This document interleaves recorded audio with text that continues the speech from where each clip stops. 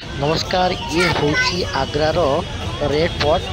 जो स्वप्न देखी ताजमहल शाहजहां एवं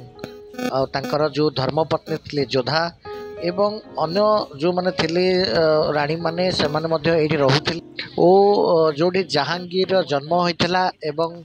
जोटी किछि दिन शाहजहां को तांको निज पुओ बंदी करी मध्य रखिथिला। ये होछि सेही जगह सुंदर अति कारुकार्य होइछि जोटा मोगल साम्राज्य बेले थिला एवं शाहजहां जेतेबेले रहुथिले एठु स्वप्न देखिथिले एठिकार इटा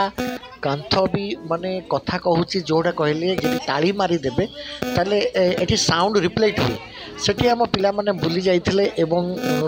गोटे एक इतिहास रो मुक साखी जहाँ देखिबा पई से माने व्यग्र थिले एवं आमे मध्य थिलु सेठी तो कहा गले एते बहुत भल अनुभूति थिला।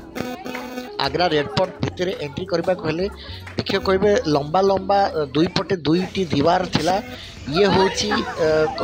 जो रही जहांगीर एवं तांकर जो अकबरी महल जहांगीर बाटब इथरे से भीतर को एमती जाउतला भीतर को एमती बाहरतला तो एटा भीतर थिला बे बाहर थोई दी ये होची जहांगीर आ अकबरी रो तांको जो महल एटा थिला रानी मानक पाई जोठी रानी मानक कथा सुनिया पाई आसुथिले एवं बाहर जो मन आसिले ए सब स्थान ठिया होई से सब देखुथिले एवं जेतल तांकर कथा सुना जाए तो तांकर सभा बसे तो एउटु देखा जाउची एमिति एक जो रेड फोर्ट अछि सेटु देखा होची ताजमहल देखिले जोठी तो एउटु आपण जानि पारिबे संपूर्ण भाबे देखा केमिति भाबे तयारी होतला तारो देखा करथले एउटु संपूर्ण भाबे देखिबा छले ताजमहल दृश्य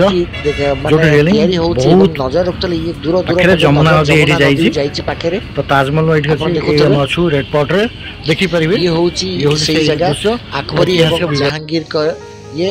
ये होची माने जोठी माने आ दीवाने दरबार जोठी पब्लिक रो सुनानी करूथले जे शाहजहां थे